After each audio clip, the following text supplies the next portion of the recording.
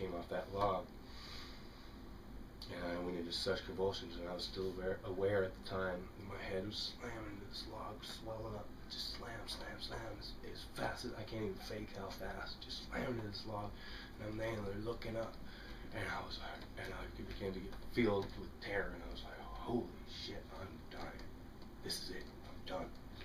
And all of a sudden, I was out of my body. I wasn't in this world. I was flying through backwards, and I felt as though it was like this being just flying backwards through this dark tunnel, and instantly I was filled with a feeling that I can't describe, but the best way I can describe it is if you take any of the biggest remorse, which I have a lot of this in my life, some people don't, but I do, and just the biggest remorse, guilt, shame, heartbreak, pain, unbelievable amounts of all that. You take it and times it by a million, and that's what I was just consumed with, and that's all I felt. And immediately I was made aware, and I didn't even use this word because I'm not like one of those, like you said, religious or like trippy weird people. You know what I mean? I hid from a lot of stuff, and I couldn't stand church. I couldn't stand church people. I couldn't stand these words like flesh and freaking, all these spiritual lingo, all this Christianese. And I was just completely aware. It was like when you have those moments where things all of a sudden you see it absolutely clear because of something you've been going through, like maybe, I don't know, but you just see it and you're like, and something just makes sense to you. And I was completely aware of eternity, and it was weird because I didn't use the word, and it was like I was in this for eternity, and I was heading somewhere, and I didn't know where. There was no beginning, no end, it was forever and ever, and that I was made aware of what that actually feels like. Because right now, sitting on this earth, I don't think any of us, and I can't even actually grasp eternity, and I was given I could actually see that. I felt what that was. I knew what eternity was, where I can't even today.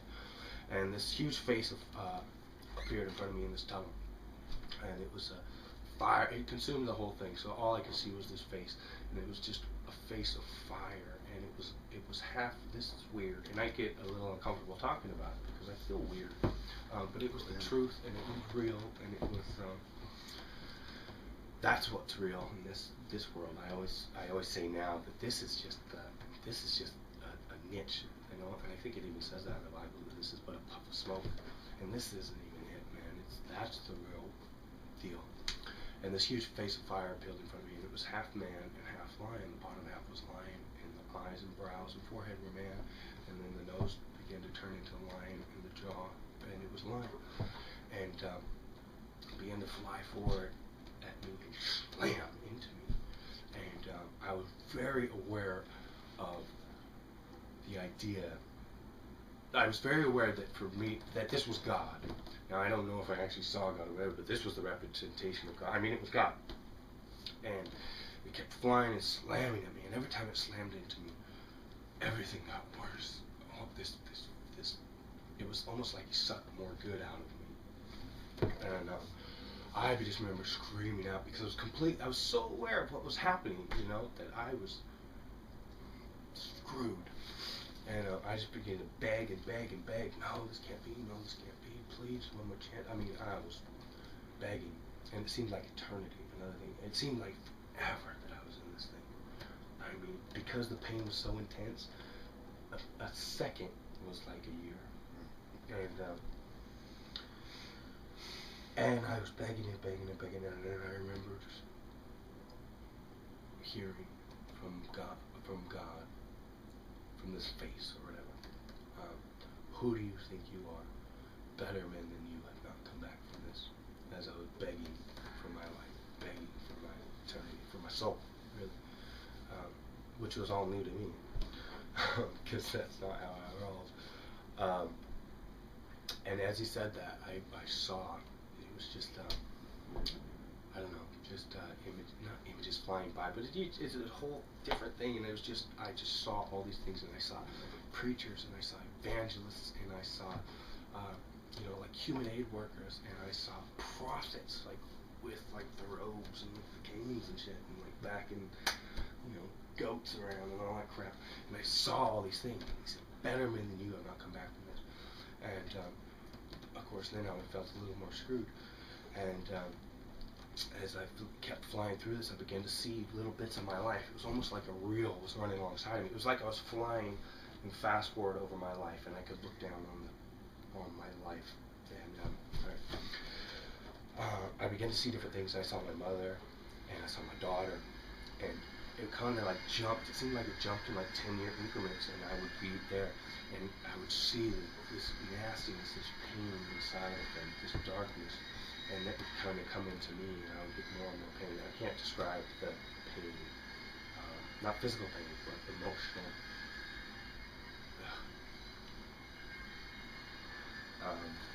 So I saw this, and I saw my daughter getting older and older. I saw the fact that I was supposed to be there.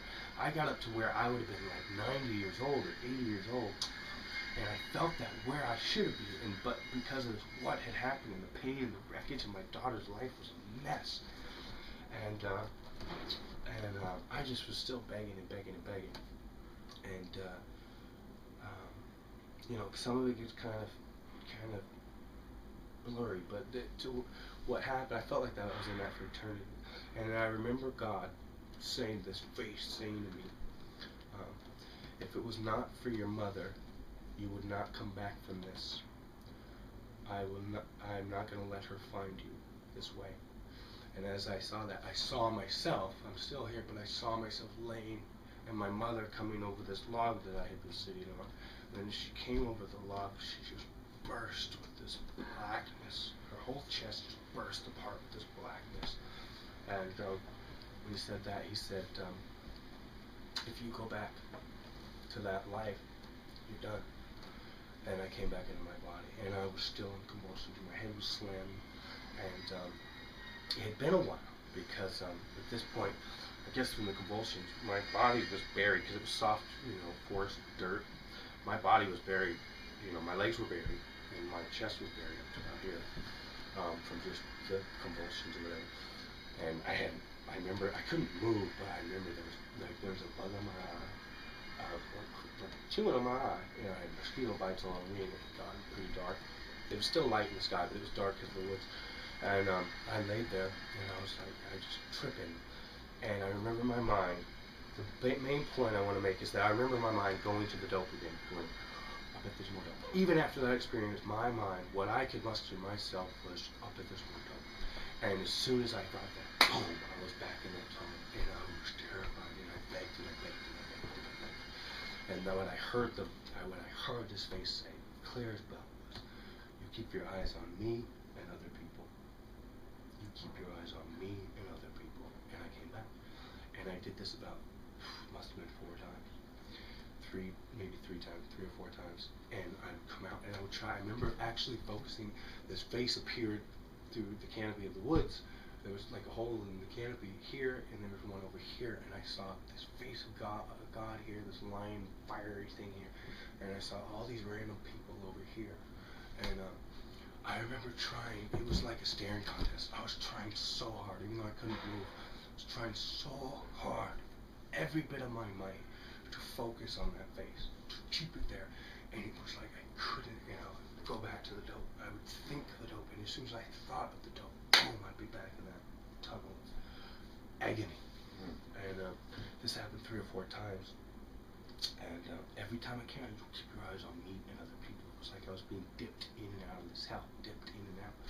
And I remember coming out the last time, and I was just in terror. And I couldn't speak, of course, but I remember looking at his face and just screaming out in my soul, screaming out, God, I can't do it. I can't do it. And I was just inside, just bawling, or whatever. And I remember thinking, God, I can't freaking do this. I have tried for years. Here it was, I was 34 years old, and this had been going on, hardcore since I was 15 years old, and so almost 20 years of this, and I can't do this. And he said, you keep your eyes on me and other people. And I was like, I can't, I don't know how, it's impossible. And clear as a bell, and this one was like audible, and it came down. It was like I could see the words come down, not the words, but like just the energy had come down. And he said, and I almost have like a picture of it coming down, like this tube of light. And he said, it's in the book. I said, how do I do it? I can't do this, God. And he said, and it felt so honest with God. It was like, I can't. And he said, it's in the book. And the experience began to fade.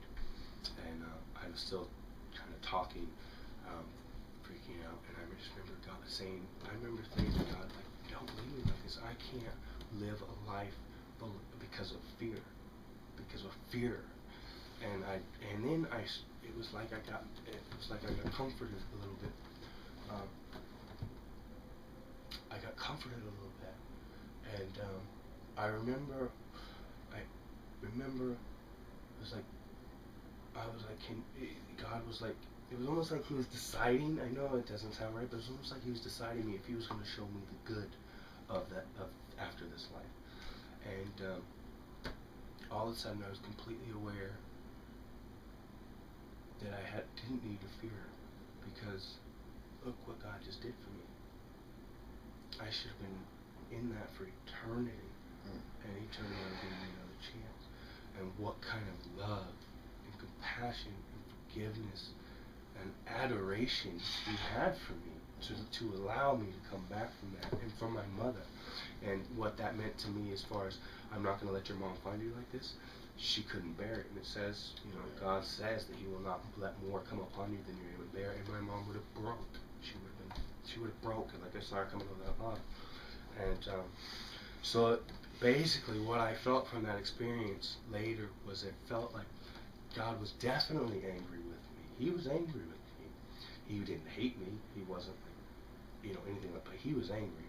And I felt like he was a father that had been through, maybe like my father, been 20 years of this, helping me, saving me, working on me, sending people in my life, giving me experiences, and nothing worked. And finally he grabbed me by the neck and just slapped the shit out of me, because that was it. Like, he just slapped the shit out of me. He said, what are you doing?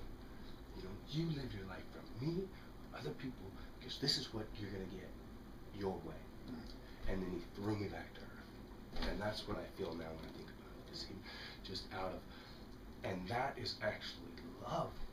He loved me enough to grab me, smack me out, and throw me back to earth. And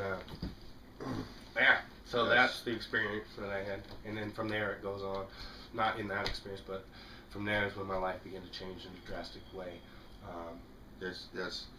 That's an incredible story, and there's really two acts of providence, because the first time that you tried to kill yourself in the garage, your mom is working hard at work.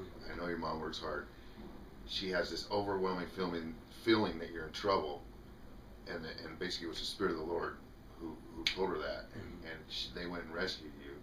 And then the second time you're in the woods, and somehow they didn't know where you were at. Somehow they knew you were in trouble by the Spirit of the Lord, and then somehow they remembered some old place that you used to play as a kid, right? Well, it was a place that I used to go up and do mountain biking and stuff like that with my cousin, and what had happened was, after this experience, I laid there for hours and couldn't move, right? And then eventually I was able to use my phone.